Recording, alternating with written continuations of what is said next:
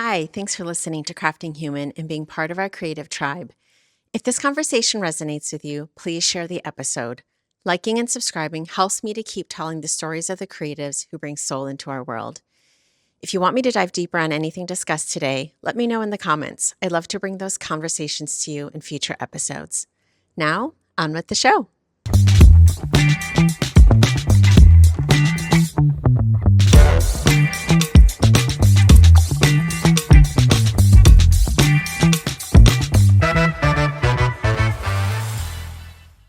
Hello, everyone. On today's episode of Crafting Human, I'm especially delighted for what I know is going to be a really inspiring and a soulful conversation with my two wonderful guests. I'd like to start by reading a very quick bio. Valerie Legras is the founder of Soideau and the creative force, bringing French heritage and contemporary artistry into a rare, luminous form. According to her words, she's crafting moments of awe by merging artistry and innovation. She brings unparalleled luxury and personalization to every project through a network of French ateliers and master artisans who create pieces defined by precision and a one-of-a-kind expression. Her work reflects a deep reverence for exceptional French craftsmanship and materials, and the belief that true beauty begins with the hand. From the moment we met, I can definitely say that we shared the same passion and devotion for intentionality in design, inspiration, detail, and just a sense of curiosity and wonder that was really refreshing in our first conversation. And today, my other guest that I have from France, from Provence, I'm excited to introduce you to Morgane Baroghel-Crucq. And she is a French visual artist and textile weaver whose work transforms weaving into living language. Through patient, precise craftsmanship, she creates a poetic landscapes where every thread carries memory and emotion.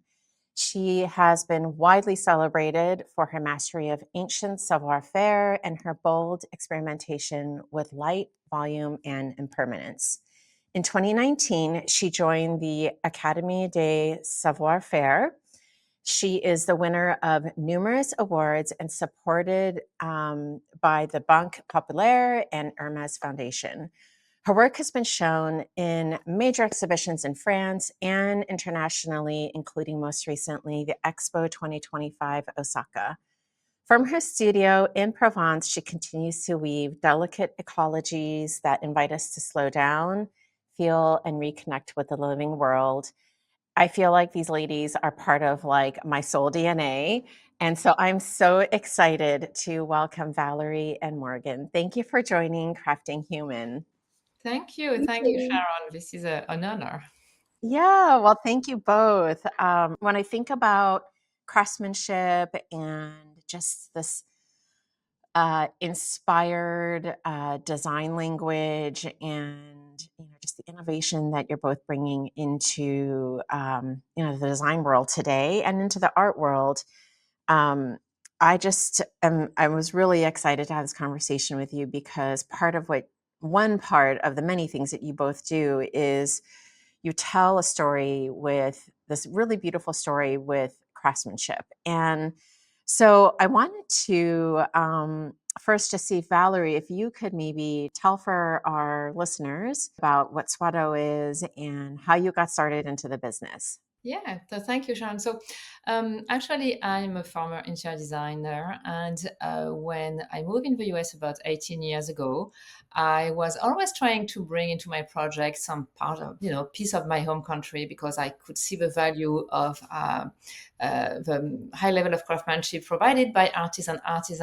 in France due to the history that we have in our country and the way that new artisans actually evolve is really inspiring because, of course, they get the inspiration from the past, but also incredibly transform and evolve. And I was really driven by that. And actually, the first artisan that I really connected, having this new vision for Soideau, starting this new business that was Soideau, was Morgane. And I pushed the door of her atelier, and I was absolutely driven by the beauty of our work. And when you think about a woven artist, or you think about tapestry, you might think about what was used in the past in an old castle in France, and like something like a little bit past, from the past. And I was really inspired. And so I slowly stopped working less. I was working less and less doing interior design for and clients, and I thought that it was a good idea to serve the interior design industry. And really, Swado exists, for design professional seeking to ways to distinguish and elevate their work, and providing exclusive access to master artists and artists from France. We help them to achieve this goal and through the highest level of craftsmanship. And to that end, we offer free pathways to excellence. So our collection, it's a curated selection of handcrafted pieces, ready to be used. It's studied with lighting, so there is more lighting than you get to see that. Then we have a second pole, which is fine art, and it's the unique work created by remarkable artists just like Morgane. And we have also our tailor-made program where we collaborate closely with designers to bring their vision to life and through bespoke craftsmanship. And that's the part that I really love. And you and I already connected on some project, and it was absolutely awesome. So really, at Swado, actually to me, I'm passionate by the material and the transformation of the material, and that's how it guided me through that story and that adventure. And we try to help designer translate, that story, their story, into extraordinary space and piece of design. Yeah, I mean, I loved it. I mean, I remember when I first came across your work, I was like, "What is this? This is just like so captivating, and it's really just so unique, in the market." And so yeah, I 100% agree with everything you're doing, and you're fulfilling your mission. Thank you. Yes, we had a very good exchange, and it was really pleasant. Yeah. Morgan, could you tell us a little bit about kind of, my summary is just a summary, but I would love to hear how did you get started in textiles, and um, what led you to this like really innovative? I feel like the way that you've woven tapestry and textiles is so unique, and I'd love to hear how, that started for you. Yes, actually, I think maybe not weaving, but textile more generally has been, well, is part of my DNA because I've been raised in a family where women made all the textiles at home. They used to crochet and to knit and to sew every fabrics of the home. My mother, my grandmother used to make clothes or even other textile objects in the family. So I I didn't I wasn't aware of it, but it's just my story. So I learned weaving at in Paris at school, and when I started to use a loom, I thought it was made for me, and that I wanted to do that all my life. I think in craft you can define well, a craft can be defined by a material. For example, a potter can a potter works with clay. For example, a cabinet maker works with wood, and in textile you don't work with one material because every material can be used. So it's infinite. The experimentations can be infinite, and this is what I saw when I started to work on the loom, and it's what I do. Say it's been like 15 years now, and I want to do that all my life. That's so wonderful. I love that. And I mean, in the way that you've woven so many different materials and types of fibers together, I mean, it's just exquisite. And I'm excited to talk about that and dig into that a little bit more. Before we kind of dive into everything, can you both share? I mean, I feel like even what you're saying, Morgan, is like the signs and the fingerprints of like who we become and what we pursue in our passion. Like those signs are all kind of there, from even like when we were younger. Yeah. I'd love to know, can you share a memory of an object from your home when you were growing up that was handmade and it left kind of this impression on you and who you are today? Maybe both of you, if you could quickly answer that. Well, I think it's connected to what I said before.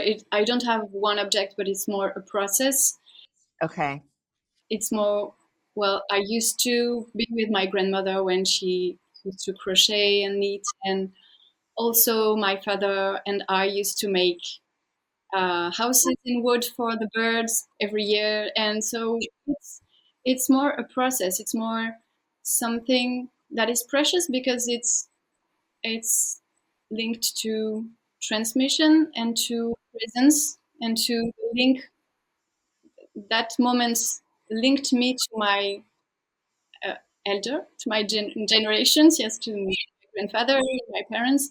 I think this, yes, the process of making things with our hands is more the memory of the present moment than one object that made me.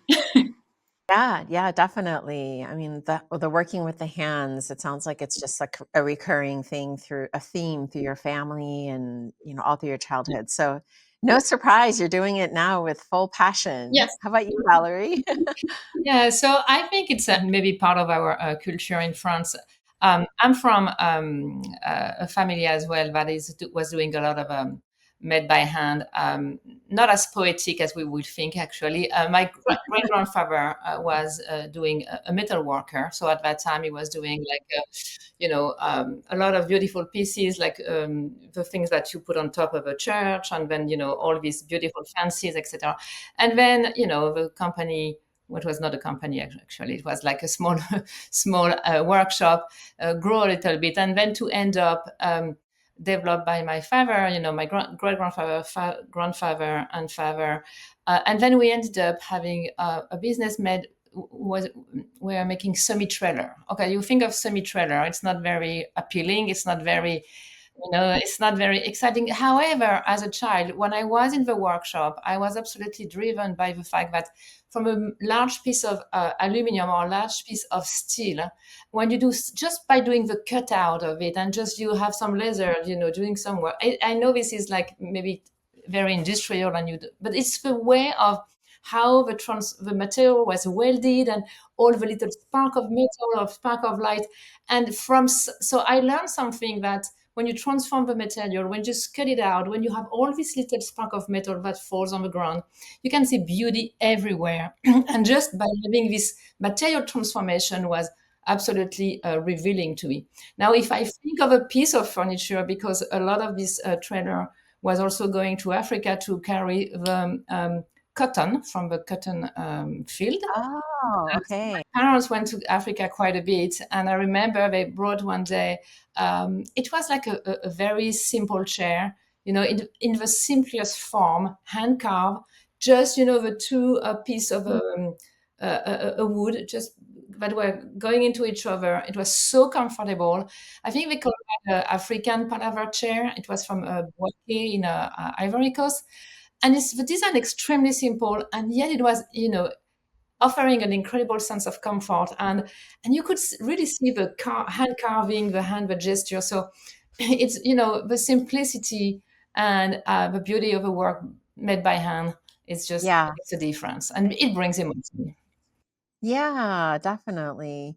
I mean, it's interesting because we're in this time where there's so much is machine made now. It's made in the factory and, I mean, and I don't even know if fully, truthfully, how much people process, like if something feels surface deep or if it really has that emotional depth. I'm not sure anymore. Like, I feel like if you're a creative and in design, like people can really understand that. But I think that we transitioned into a society that is so accustomed to factory made and machine made that, I do wonder every now and then, like, does the handmade still matter to people? And that's a question that I'd love to explore with you both. And, because personally for me, I believe handmade absolutely matters.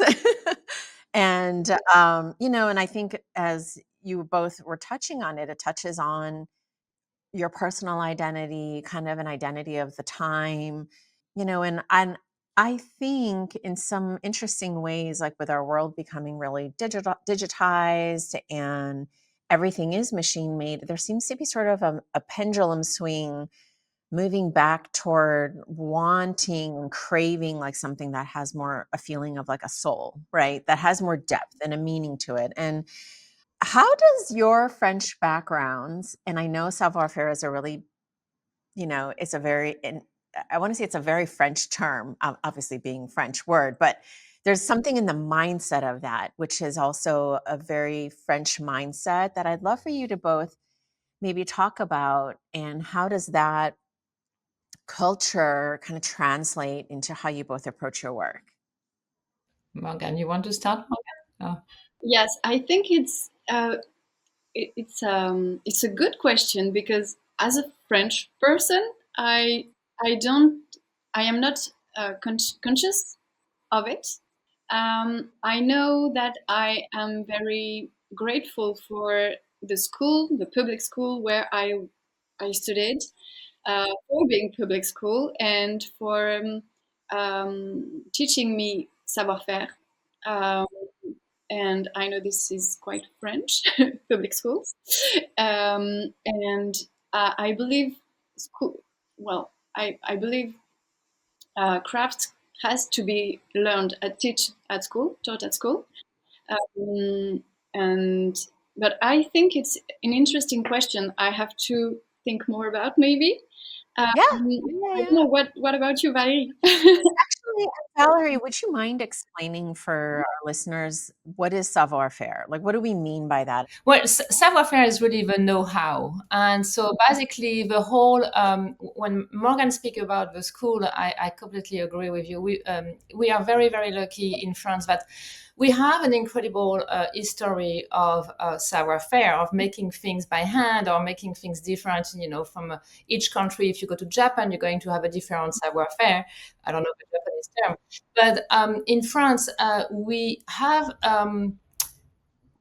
a responsibility to keep alive the inheritance we got from the past. And we have seen that, for instance, the perfect example was the tragedy at Notre Dame, where you had, fire, and thanks God that we carry on the savoir-faire from generation to generation.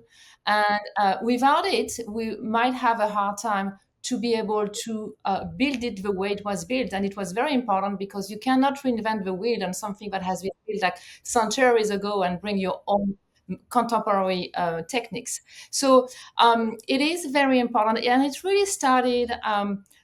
That's my understanding. It really started, when Louis XIV started to realize that everyone, China was doing porcelain, Italy was doing hand woven textile, it was doing also mirrors, and then he realized, wait a second, we need to bring that in France. And actually, that was there is a lot of books about it, about spying on each other, about taking this technology and things like that. And actually, I read a book where someone was stealing a loom from Italy to learn, but guess what? They didn't have a savoir-faire.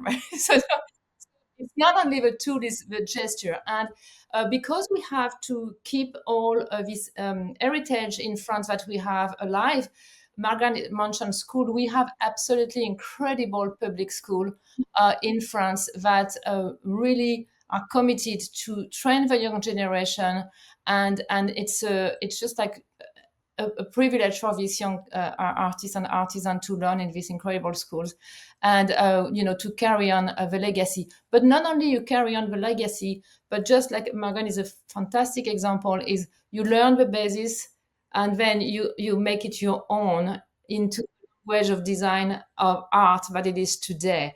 So just like when Picasso was saying, you have to learn your basis, and after you can create, you are free to create. And that's why at Swado I was seeing so much um,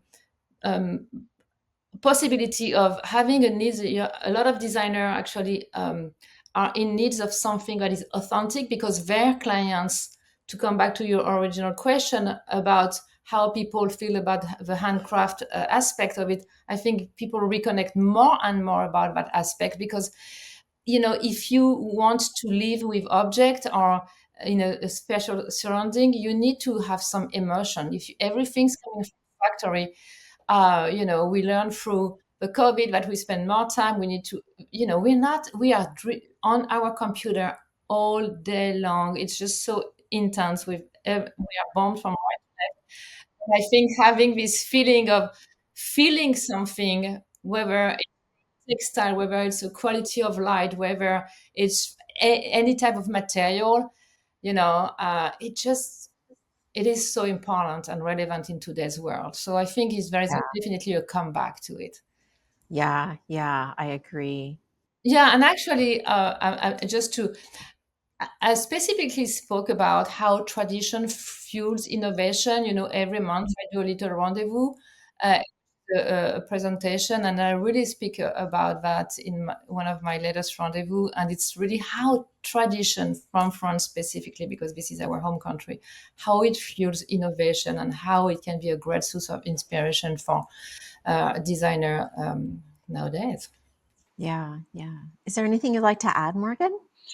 Whew. Valerie, you explain it so well. And I think that's interesting because you've been living in the USA for more than 50 years, 15 years, as you said, because you are, it can give you the distance of Yeah. being French and of your own culture. So that's interesting.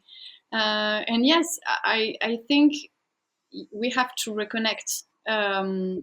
Craft helps us to reconnect with our senses and our emotions. And Yeah. industry just makes objects, but I mean, standardization is not emotion. And Yeah. That's so true. when you buy something that has been made by hand, you know it. It's like when you create something, you are embodied in what you do. Well, that's what I believe. Not everyone believes that, but and when I buy something made by someone, I have a little thought of this for this person when I use the object. So I think objects and material connects us um, through craft. Yeah. Yeah. No, I totally agree. I spoke with in my first conversation with Valerie, I was sharing with her about this artist in residency trip I did in Kyrgyzstan. And what I found so interesting was in my first, I stayed I lived in a yurt for like almost 4 weeks and lived like a nomad with all the people in Kyrgyzstan. And the first yurt that I stayed in is over 100 years old, and it was all made by hand carved frame, the structure and all of the wood pieces that create, the structure up above, and the walls, they all have like these folding wood panel pieces that are tied together by leather straps, and it was so beautiful, and we got to be part of making it together. There was another group that was joining us after we had arrived, so we all came out, and because our yurt was already was made already before we had arrived. Another group was following, and we all came together, and they're like, "Oh, oh, no, you don't have to help us." I was like, "No, I want to learn how this happens," and I just jumped right in there, and everything was this like hand carved leather straps passed down from generation to generation, and the inside had this like amazing handmade felt to help with like the weather and keep the yurt warm. And the next about a week later, we went to another site, and there was another yurt, a family that was hosting us, and we stayed in another yurt. And the yurt that I stayed in was a factory made yurt. And I was like, this Ah, feels totally different. yeah. It felt like I went to a store. I mean, that's exactly what happened, right? I went to a store and I bought a tent, and I basically built the tent, but it just looks like a yurt. And that's how it felt. And it was missing Mm. Mm, that feeling, that soul. And it's so hard to explain because it's a very like it's kind of an abstract concept, mm, but you feel it. You totally, I felt it for sure, 100%. And I was like, this does not feel the same. I wish I could go back into that other yurt. And it's because it's like generations of the families and the legacy and all that, and like ancestry was being passed down. And then there was the stories about who made what and how it was carved. And it was just a totally different experience. And luckily the second place, the family was amazing. And it was a different, unique experience there. But the yurt itself, it didn't feel the same. Mhm. Definitely. Okay. Yeah. It tells a Yeah. lot, you know? Yeah. Yeah. And Yeah. Morgan did an incredible experience not long ago as well in Japan. Japan. Was this your artist in residency trip there? Yes, I did a residency in Iriomote Island, the south of Japan. It's down Okinawa. Yeah. Can And you we share went, more? Is it work you're working on? Is there stuff you're working on now from it? yeah.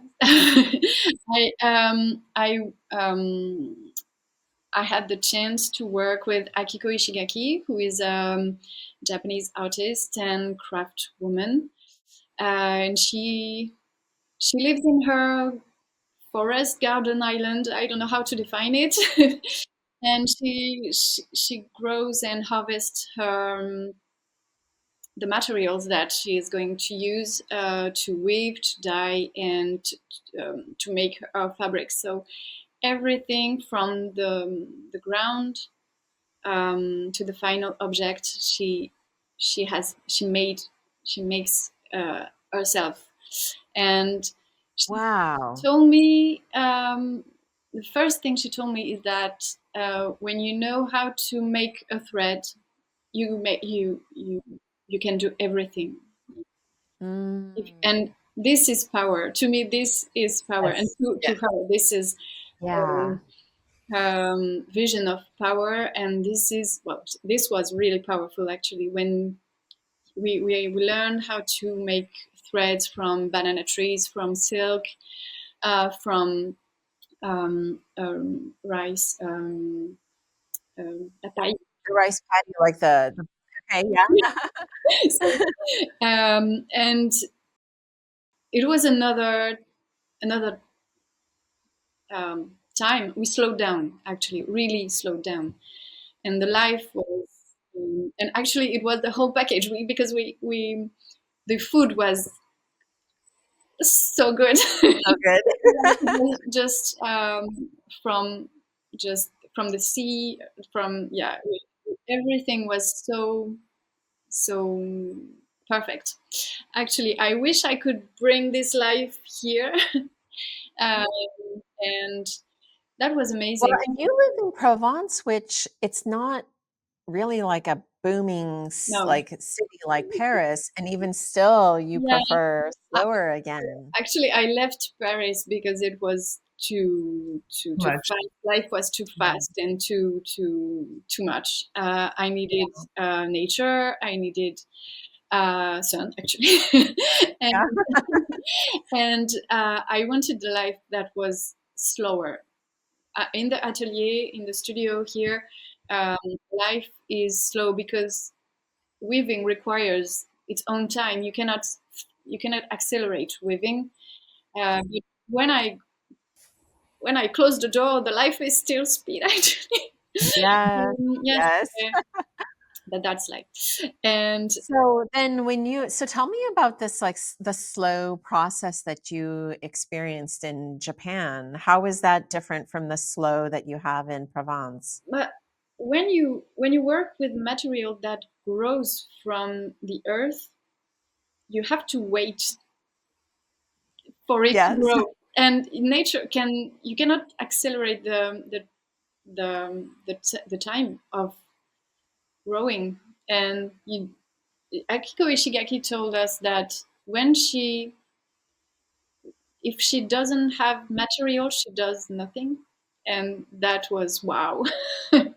Wow, that is wow. When I don't know, when I can't do something, I don't do it because I can't force nature to give me what she can't, what it can't give me. So this is a philosophy of work and of life that like blows my mind. um, and I think it will. There's so much wisdom in that, Mhm. actually. Yes, yes, It's Yes. yes, you just can't make things. yeah, You can't say grow faster, yeah. expedite, accelerate.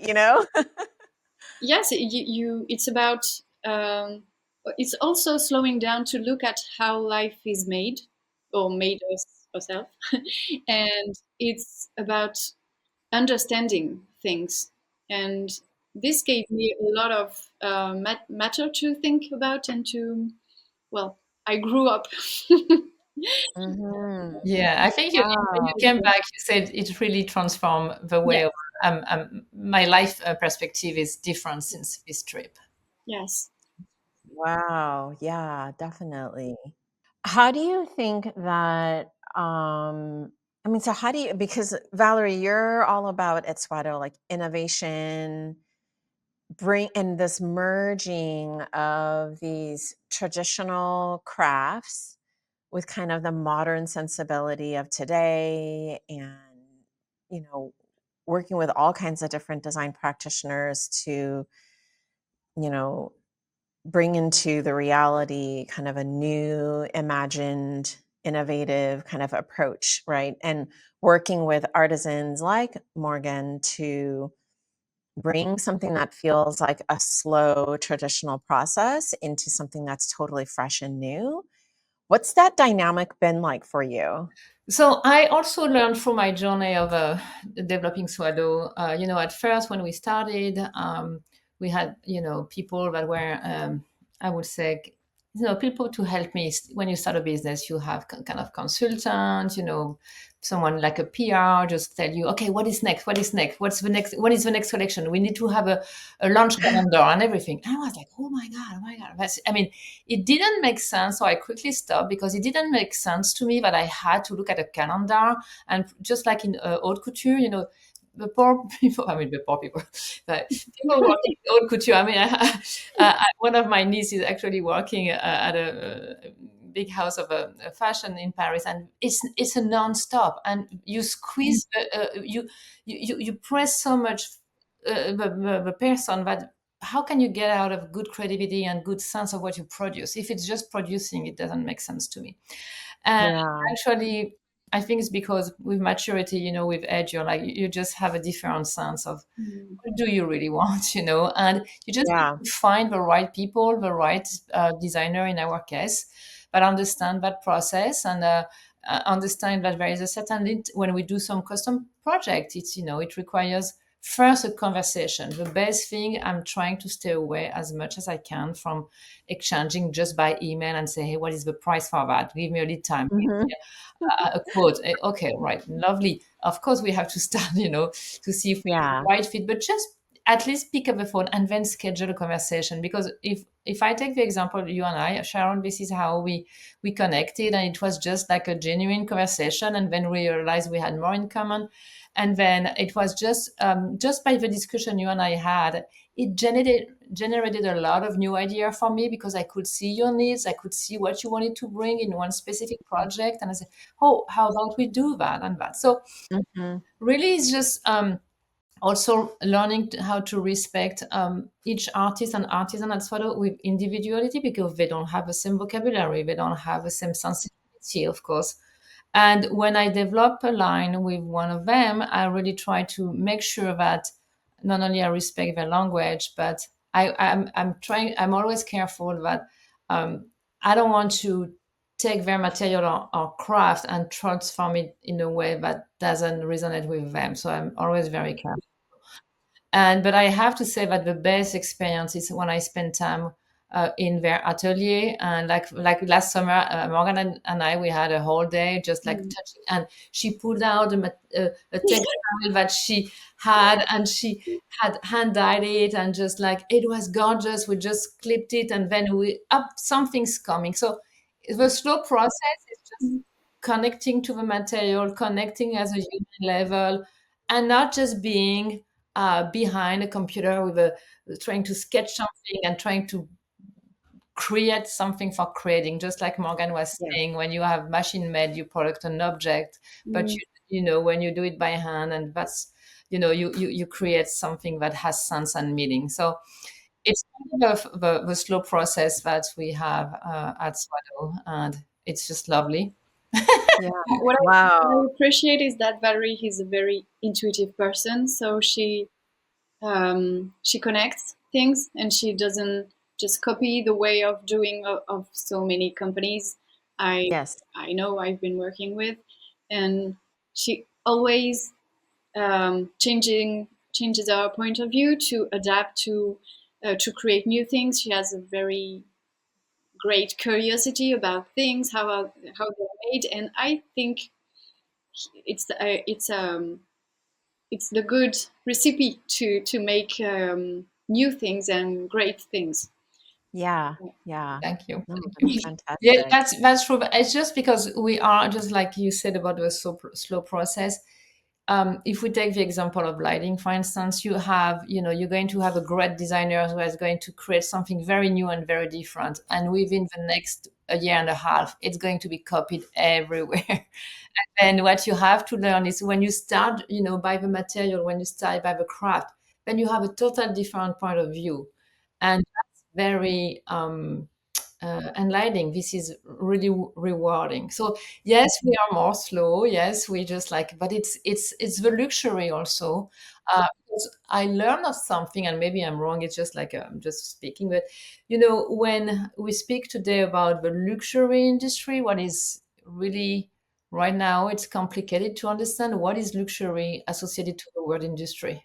I think in the past, don't you think it's always been associated with money in the Mhm. past, and it has to be very expensive, right?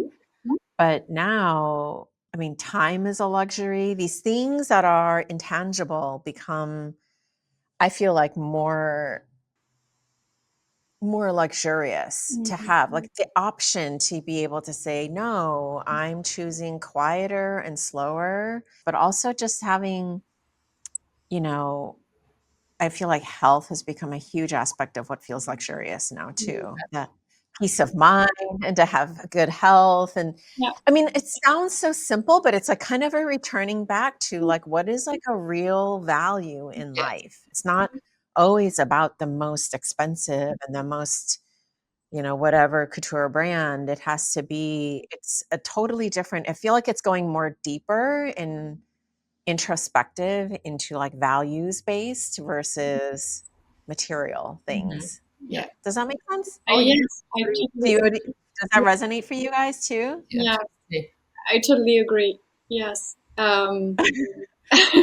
Yes, I think every word, every has to be redefined. You talk about luxury, and earlier you talk about innovation. Um, and maybe today the word innovation, well, before it was about technology and science, and maybe today innovation would be looking at how to respect nature by doing Yeah. objects that are made in a process that respects nature. So exactly, slowly, and maybe luxury is always to be as to be redefined too. Yeah. Morgan, when you spoke about when you were in Japan, and you say, I learned to do with what I mean, you were able to use the material that was coming from nature and produce from nature and just make it your own. And you say it's so powerful. Yes. That's the beauty. That's, Luxury, yes, and that's innovation too. Yes, yes. that's. Yeah. Yes.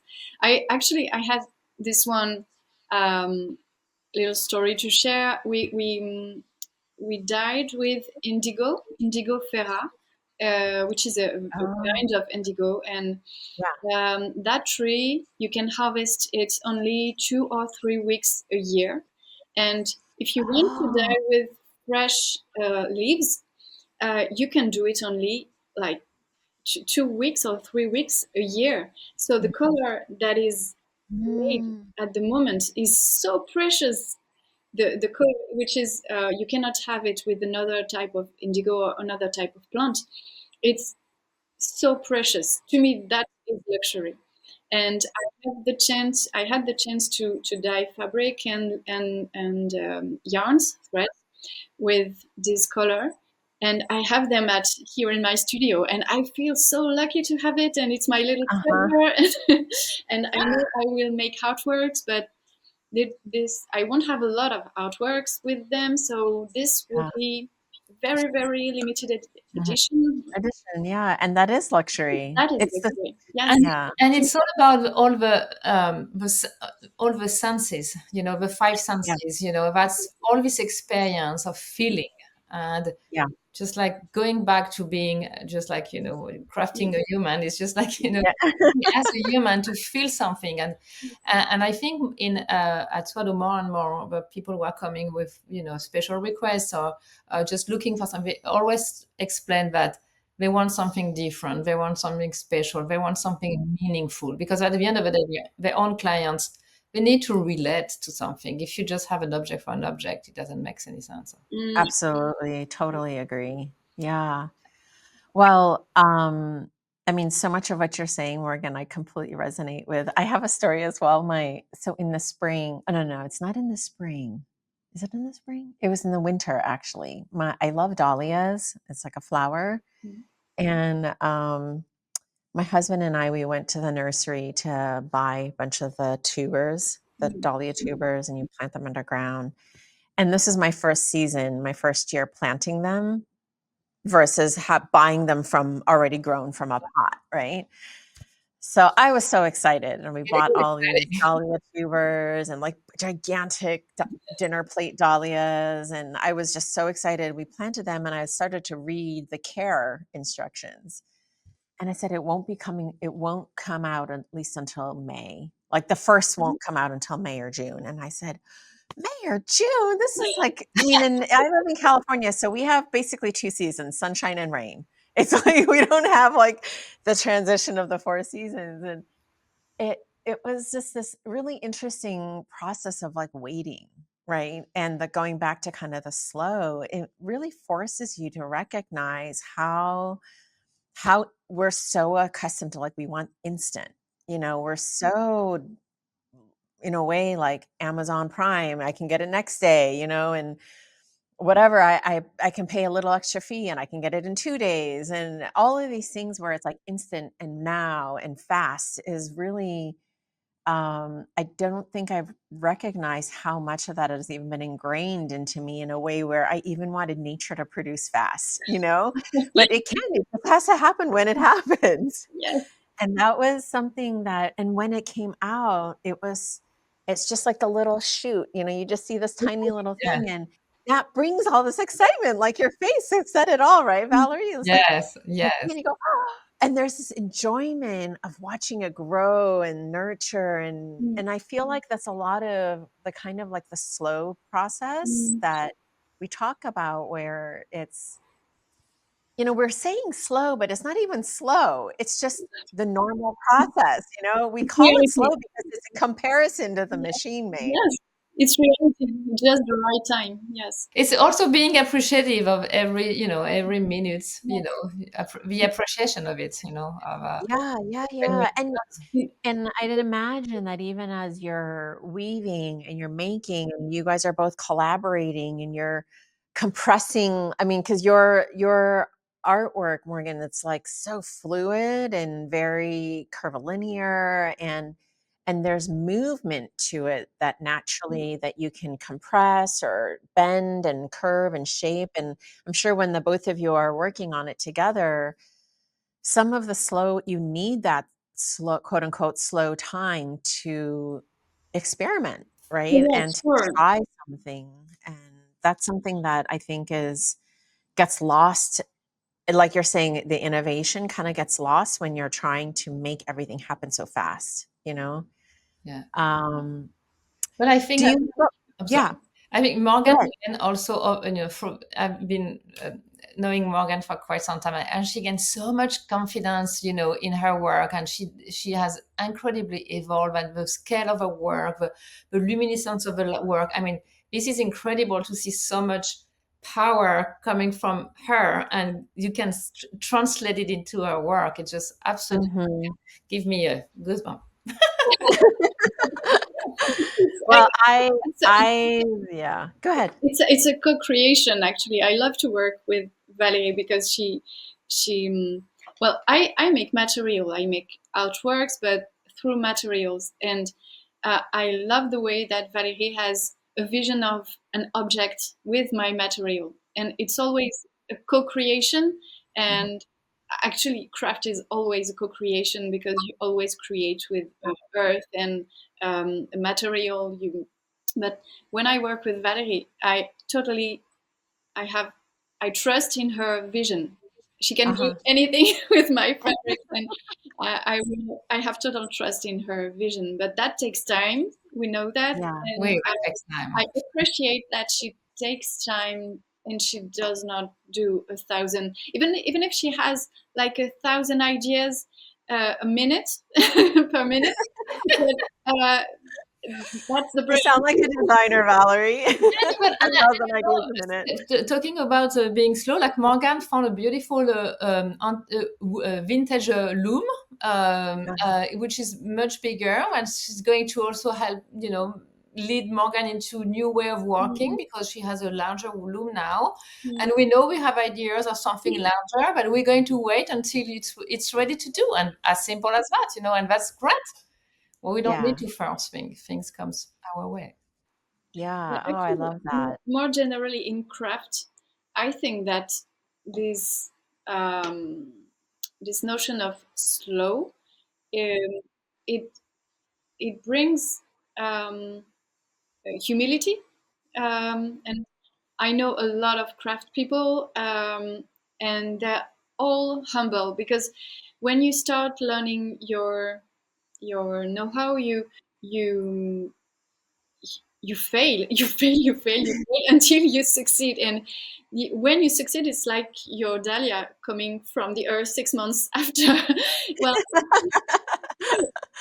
I succeeded, but it took time. So it in the process, you've become humble, and that humility, I think it's very valuable. And it's what I love in craft people. I have a big craft family that I love, and um, it's very human. I mean, it's virtuous. Yes, Yeah, yes, yeah. virtuous. Mm. Well, and I think what you're saying, what I love about that is, I mean, there's the failure, but there's the learning, and then there's also like kind of accepting and embracing kind of uh, a process that can be imperfect, right? And I know, and I've spoken with other, artists and creatives and makers of all kinds, and sometimes you discover something new because you accidentally made something that wasn't the way you wanted it, and then it suddenly becomes something that you say, "Hey,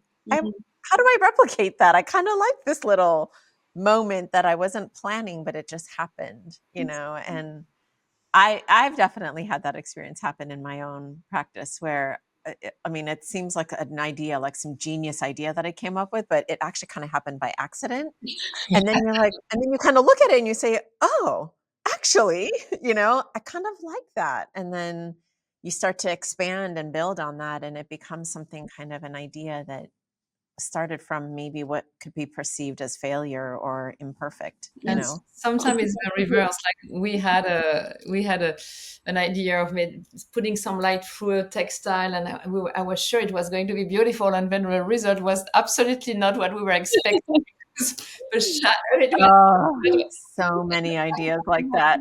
So many, too many to count. Yeah. Yeah, it's exploration. When you explore, you well, people won't see it actually. So it's exploration, and Yeah. at the end, you have something beautiful. So that's it. That's Yeah. it.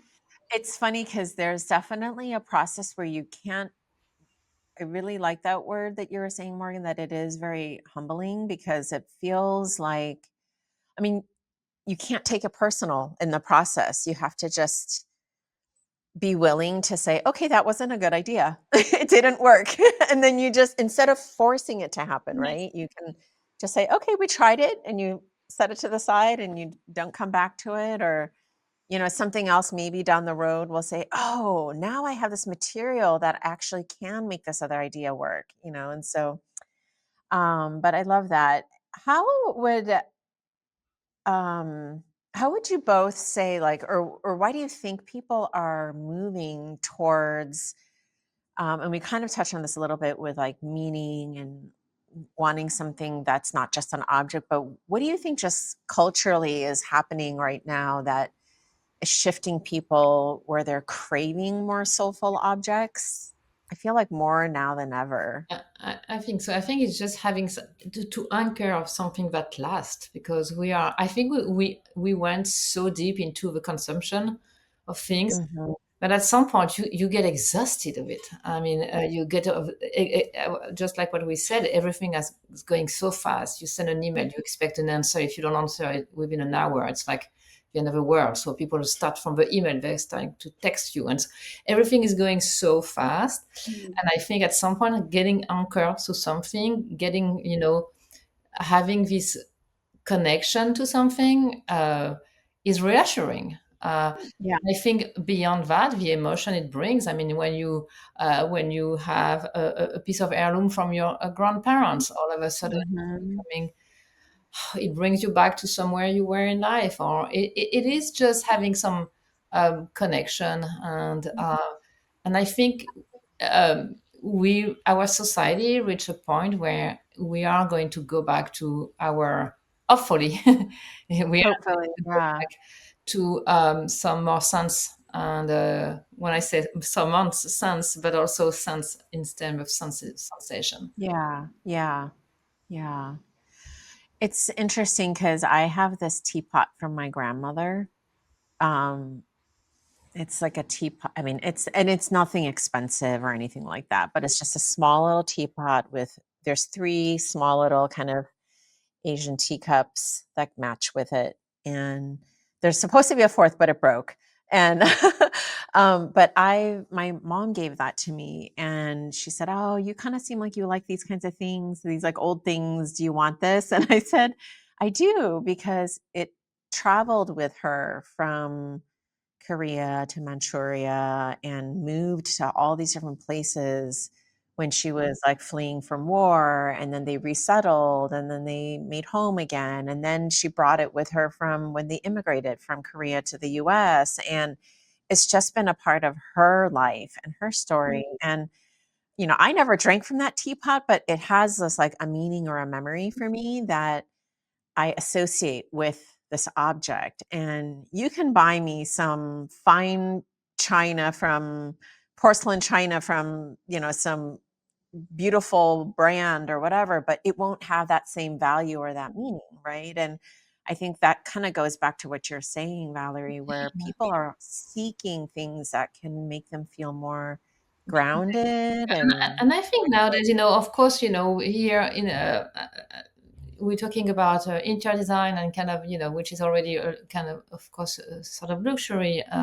But there are so many ways to achieve that goal in everyday life, just like going to a pottery shop, next to your house, and instead of buying a mug or 10 mugs from whatever, it makes more sense if you just even, I mean, I register to a pottery class next to my house and I make my own mug, and I'm happy to drink in my mug every day that I made myself. But if I want something a little bit more elevated, I'm going to purchase a mug from someone who is really skilled in pottery, and then it would be appreciated. And whether a little piece of jewelry, like there is a lot of jewelry maker by doing some beautiful pieces, or just like a scarf, that's and there are ways to um, if you look around anywhere you live, there are incredible craft people, and this is where we need as a community to support this type of initiative and type of work, and I think it mhm, makes a difference. mhm. But I think we still it's coming back. I have good hopes for Mm. that. Same, I do too. And, Um, is there anything you wanted to add to that, yeah, Morgan? maybe that craft is, when you can make something, you know how to repair it also. So That's so true. uh, That is so true. I think it's just sustainable to practice that is sustainable, and it gives us, well, as a craft person, it gives me, and I think it gives us a sense of purpose, and a link to a community, because craft person, they don't make objects for themselves. Hmm. They make for people who need, at first, mugs or Yeah. other objects. And I think to link people is what we crave for now, because we lack of links from Like a community. Yeah. Yeah. community. Yes, Yeah. and through generation, I can see that too. All the generations are so separated. I mean, on social medias, or we don't understand, generation don't understand each other, and I think through craft you can have a link. This, well, it gives us a link. Yeah. And I think as French people, I can say the one craft that links us is food, because the art Oh, Yeah, sure. so good. really brings people together. Yes, Yes, I totally agree. it's the Okay. first, And and I you're think, right. actually, when you grow your own food, Yes. it gives you a sense of purpose too. Yeah. Yeah. Yeah.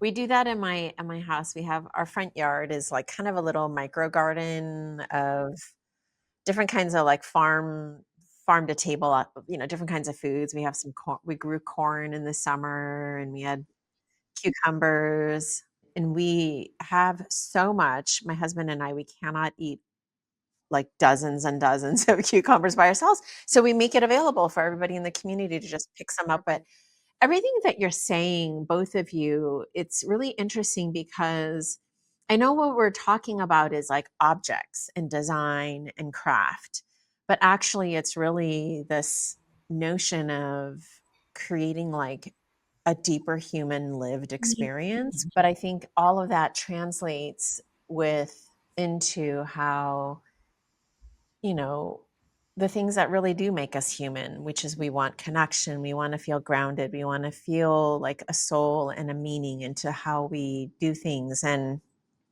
Morgan, like all of your artwork, and I mean, and we haven't really even talked about your artwork quite very much, but your artwork is so beautiful. And when I read your bio and we talk about how it's like a portrayal of like the landscape and the memory of all of that, you can completely see that and feel that. And like just the fluidity and the textures and the radiance and the reflection of the light and the work you do.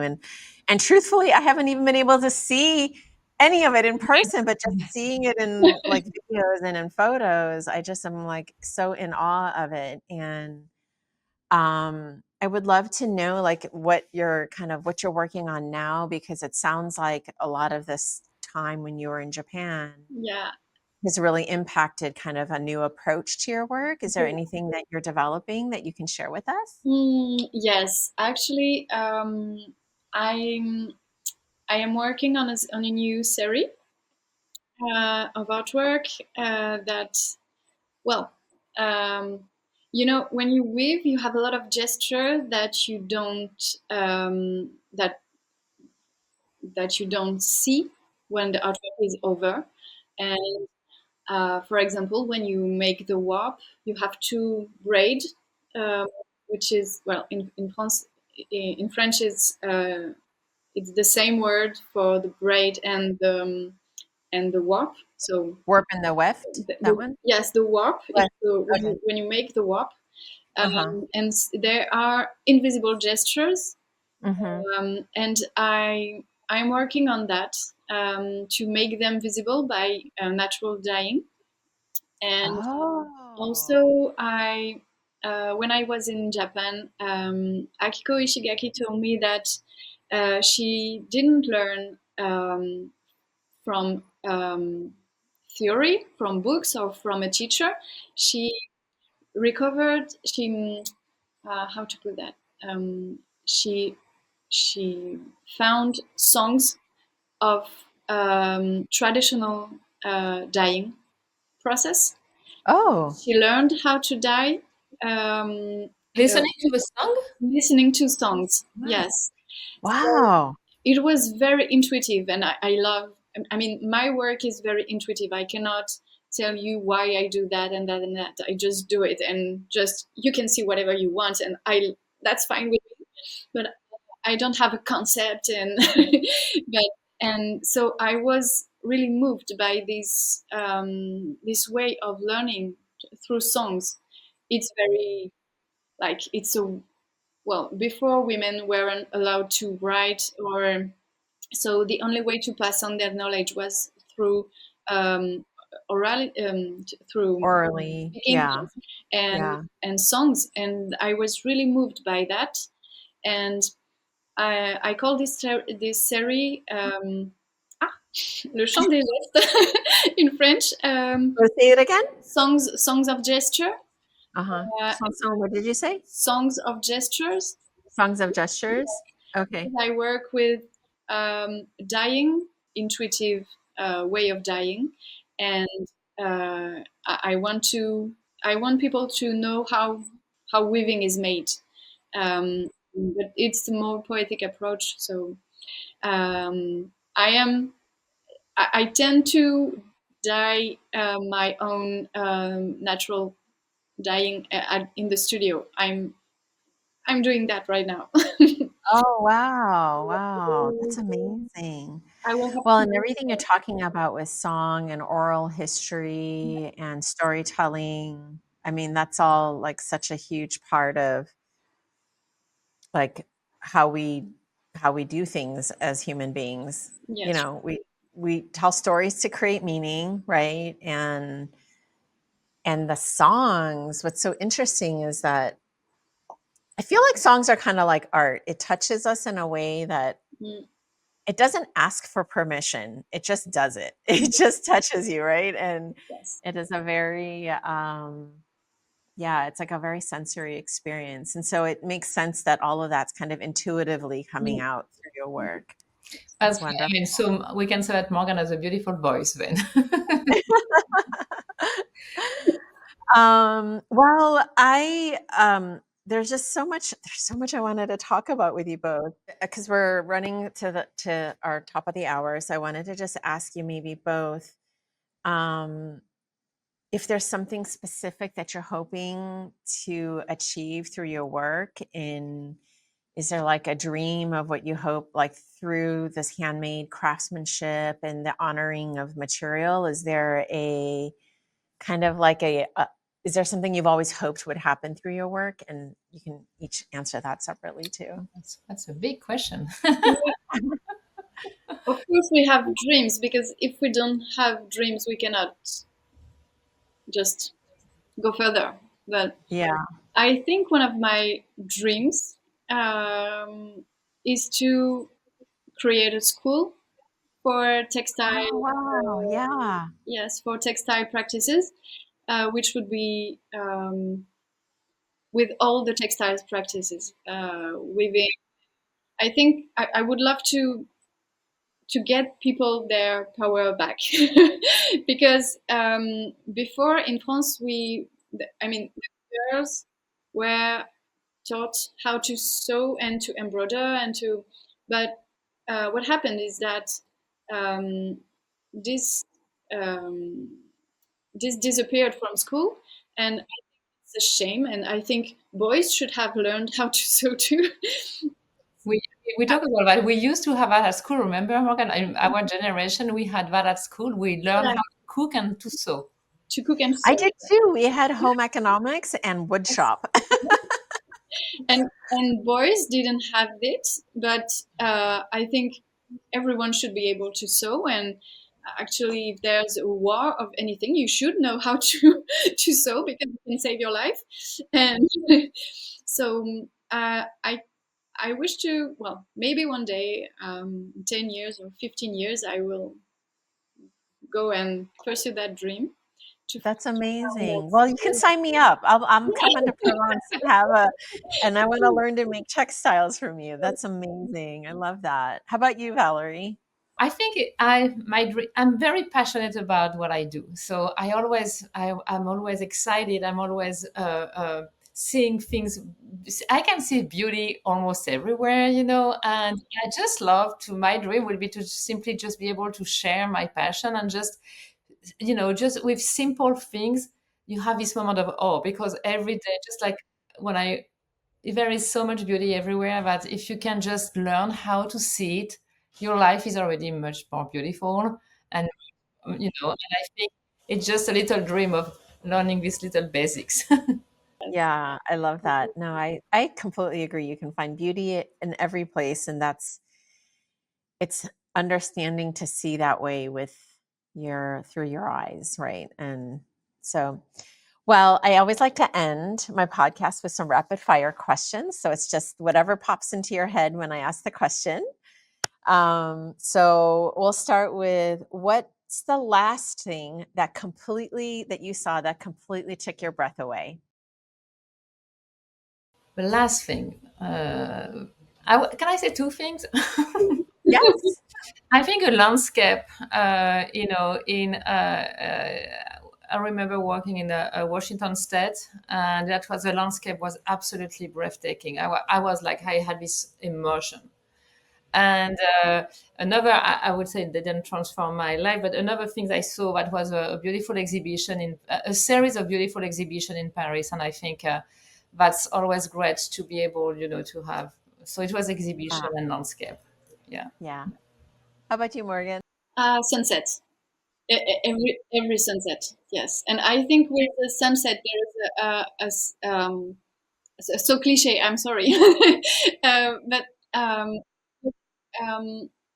when you see the sun and the light appearing, or it's just you see there is movement and things can change, or things can be better, or things can be, there is hope coming. I mean, every feelings are just like, and I love that moment. Everything is rushing into my body, and I love this feeling.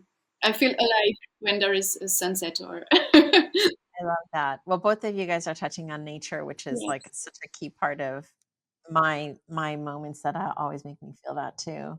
Um, my sisters and I, we went to Yosemite National Park recently, and we just sat. There's a rock called Half Dome. I don't know if you know about it, but it's a very like iconic rock in Yosemite. It's the side of a mountain that's like curved, and one side's like chopped in half. We just sat there and we watched among all of like the changing colors of the leaves, and we just sat there. We got some tea and some soup, and we watched the sunset change the color of the rock, and we sat there for almost 2 hours, and that's all we did, but it was so gorgeous. That's kind of like a combination of what you're both saying, And, nature and yeah. sunsets. And do you have a color change for the leaves right now in California? The leaves We turning. had to go north. We had to go north. I live like a little bit too far south. You don't see too many changing leaves, but in Yosemite, you definitely get that. So it's my favorite time of year to Yeah. go. It was like that autumn leaf season. Okay. And what's your favorite kind of light? Although I think Morgan just answered this. What's your favorite kind of light? Morning light, golden hour, or candlelight?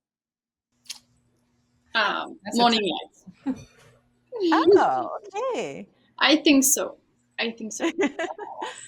I think I love them. Yes, I love It's every hard to kind of choose because it brings so much. The morning light. lights give you the energy. Yes. After the evening lights bring you calmness and moment of peace. And then the candle, it's just so lovely. It just bring Yeah, you. sure. Yeah. It's like very romantic. Yes, yes, yes. Okay. And what do you think the world needs more of in this era of making? Yeah. Appreciation for time, just like Yeah. you know, uh, and, and in this hour of making is also giving more credit to the beauty of what people can make by hand and really recognizing like there is so much. I mean, I don't want to do, of course, you have certain industry that are going to be very recognized, by uh, uh, people will be, oh, wow, because you are a trader or something like that. But what about, what about the beauty of someone who is working with a glass maker, a wood maker, a woven artist? I mean, just having some understanding about, there is not one above the other, and just about reconnection. And that would be one of my dream, is like, let's value the beauty that is made by hand and by someone who has incredible knowledge, expertise, Yeah. and a sense of art, and that would be Mm. Yeah. my dream. How Uh, about you, Morgan? I would say curiosity and commitment, um, because in craft you need both.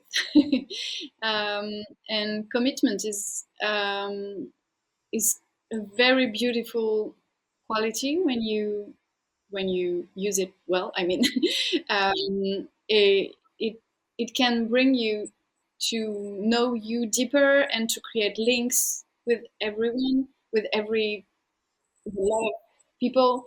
Um, so I would say that links, Okay. also Hmm.